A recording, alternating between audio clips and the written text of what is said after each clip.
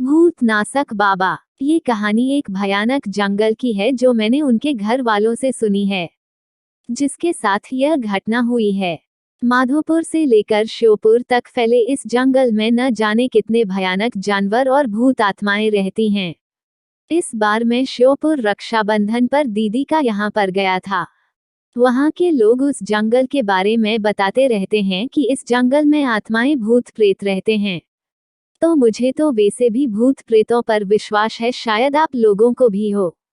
तो मैं 15 अगस्त को अपने जीजा जी के कॉलेज गया था। वहाँ के लोग उन्हें आचार्य जी कहते थे। 15 अगस्त का प्रोग्राम खत्म होते ही हम लोग जाने ही वाले थे कि वहाँ के पड़ोसी ने उन्हें घर पर चाय पीने को बुलाया। तब हम लोग उनके घर चाय पीने गए, ऐसे ही बातें हो रही थी। तब उन्होंने अपनी आप बीती कहानी बताई कि अभी कुछ दिनों पहले मेरे बेटे राजीव के साथ ऐसी घटना घटी है कि आपको क्या बताएं। राजीव के पिताजी ने बताया कि एक दिन मेरी तबीयत खराब हो गई थी। तब मैंने राजीव को जंगल से बकरियों के लिए चारा लाने के लिए भेज दिया था। राजीव वैसे तो कभी कभी जंगल जाता था, पर वो हमेशा काम से जी चुराता था।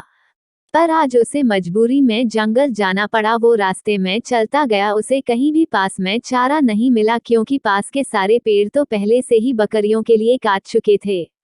वो जंगल के और अंदर चला गया। वो घने जंगल में पहुंच गया, जहां पर बहुत पास पास पेड़ खड़े हुए थे। पेड़ इतने घने थे कि आसमान तो नजर ही नहीं आ रहा था। बरसात का टाइम था, अच्छी बरसात हो गई थी, तो पूरा जंगल हरा भरा हुआ था। पत्थरों पर पानी ऐसे बह रहा था जैसे साफ कोई झरना बह रहा हो। पहाड़ों से नीचे की ओर आता हुआ पत्थरों पर साफ पानी बह रहा था। वहां पर इतनी शीतलता थी कि उसकी देखते ही थकान दूर हो गई। उसने सोचा कि पहले मैं थोड़ा आराम कर लूं, फिर मैं पत्तियां काटकर घर चला जाऊंगा। थोड़ी देर ही हुई थी उसे सोए हुए। उसने सपना देखा कि वह चारे के चक्कर में बहुत दूर आ गया है और वह रास्ता भूल गया है। उसने सपने में देखा कि उसके सामने कोई खड़ा है। उसकी शक्ल देखते ही उसकी आंखें खुल गई और वह डर गया। अब उसे और ज्यादा डर लगने लगा। अब चारा तो काट रहा था, पर वह सपने की बात याद करके बहुत घबराया हुआ था। उधर सूरज भी ढलने वाला था। उसके हाथ दूर दूर तक किसी की भी आवाज सुनाई नहीं दे रही थी। वह जल्दी जल्दी पत्तियां काट ही रहा था कि उसे आपस में बातें करते हुए एक आवाज सुनाई दी। उसने सोचा कोई आदमी होगा तो मैं उसी के साथ घर चला जाऊंगा। उसने जल्दी से पत्तियां बांधी और वह आवाज आ रही थी उधर की ओर चल दिया पास, पर उसने ये ध्यान नहीं किया कि वो आया किधर से है और किधर जा रहा है।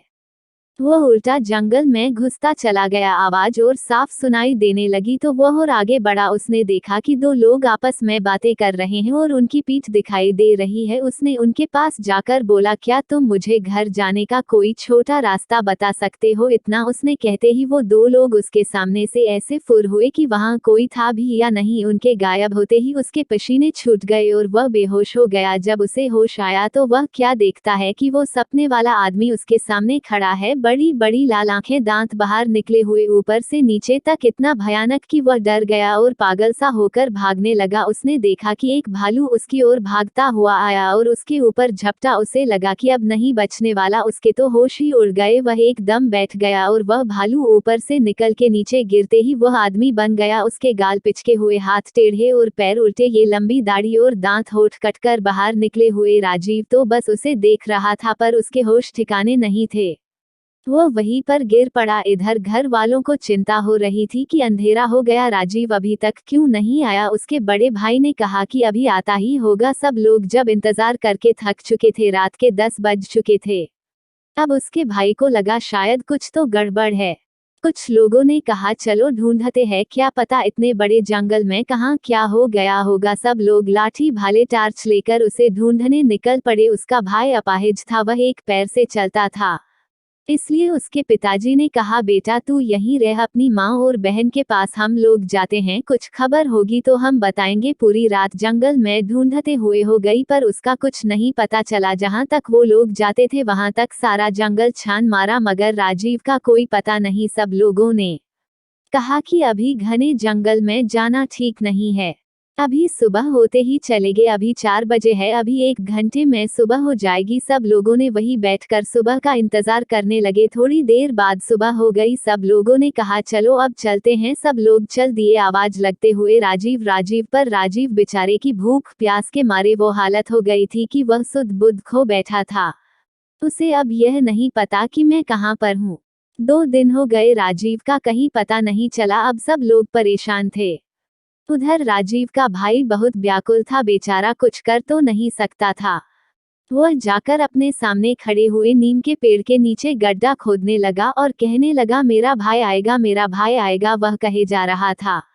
दोस्तों, उस नीम पर वह रोज सुबह दूध चाहते थे। उसे अपने देवता का निवास मानते थे। इधर उसके भाई की पुकार सुन के उनके देवता निकल पड़े। उधर रात हो गई थी और राजीव को उन भूतों ने घेर रखा था। भाई वह खुद बता रहा था। भाई क्या बताऊं, उस रात की बातें याद करके मैं अभी भी डर जाता हूं। वहां पर इतने भूत एक साथ मैंने क्या किसी ने सपने में भी नहीं देखे होंगे। किसी की गर्दन अलग, कोई बिना आंख कान, कोई ढांचा मेरे चारों तरफ तांडव कर रहे थे। मैं कभी जिंदगी में सोच नहीं सकता कि ऐसा दिन भी आएगा। ऐसी तरह तरह की आवाजें निकाल रहे थे। सारा जंगल उनकी आवाज से गूंज रहा था। मुझे लग रहा था कि मैं अब बचने वाला नहीं हूँ। लगता है ये लोग मुझे मार डालेंगे। मैं तो इतना डरा हुआ था कि मैं रो रहा था कि अचानक घोड़े के पैरों की आवाज आई। सब लोग एकदम शांत हो गए।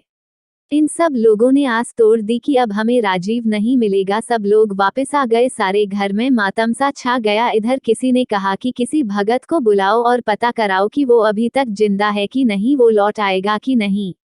एक आदमी वहां के भगत को बुलाने चला गया। उधर राजीव के देवता वहां पर पहुंचे, हाथ में तलवार, घोड़े पर सवार। उनको देखते ही सारे भूत भागने लगे। उन्होंने एक एक को पकड़ पकड़ के ऐसे मारा जैसे कोई हीरो फिल्म में एक योद्धा सबको काट देता है। जैसे ही उनकी तलवार उनकी गर्दन पर पड़ती वह मिट्टी में मिल जाते। ये सब राजीव अपनी आंखों से देख रहा था। तब उस घुड़सवार ने कहा कि तुम अब चिंता मत करो, मैं आ गया हूँ और सुबह तक कोई तुम्हें लेने आ जाएगा। अब तुम बेफिक्र होकर सो जाओ। उनके आने से मेरा सारा डर खत्म हो गया और मैं आराम से सो गया। इधर भगत जी आए। उन्होंने अपना ध्यान लगाकर देखा और कहा कि तुम्हारा लड़का सही सलामत है और कल आ जाएगा। तुम्हें चिंता करने की कोई जरूरत नहीं है। वहां पर तुम्हारे देवता पहले ही वहां पहुंच चुके हैं और राजीव का भाई अभी वहीं पर बैठा है और कहे जा रहा है मेरा भाई आएगा। वो किसी की भी बात नहीं मान रहा है। जो भी उसे वहां से उठाने को जाता वो उसे धकेल देता था। सुबह उसकी आंख खुली तो वहां पर एक आदमी ने उससे पूछा कि तुम कहां से आए हो और कहां जाना है, मैं तुम्हें तुम्हारे घर पहुंचा देता हूं। और वह अपनी साइकिल पर बिठाकर उसे उसके घर छोड़ दिया। घर वालों को देखकर वो ऐसा रोया कि वह बेहोश हो गया। 3 दिन का भूखा प्यासा कमजोर हो गया था। फिर उसे अस्पताल ले गए, वहां वो 2-3 दिन बाद ठीक हो गया। यदि ये कहानी आपको पसंद आई हो तो अपने दोस्तों और अन्य लोगों के साथ शेयर जरूर करिएगा।